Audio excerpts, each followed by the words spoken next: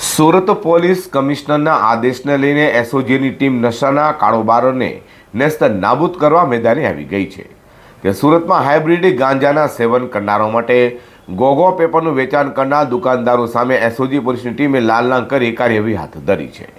સુરતમાં યુવાધન નશાના દલદલમાં જતા બચાવવાની નશાનો વેપાર કરનારો સામે લાલ કરવા no drugs in Surat city અભિયાન ચલાવવા સુરત પોલીસ કમિશનર અનુપમસિંહ ગેહલોત દ્વારા સૂચના અપાઈ હોય, જેને લઈને સુરત એસઓજી એટલે કે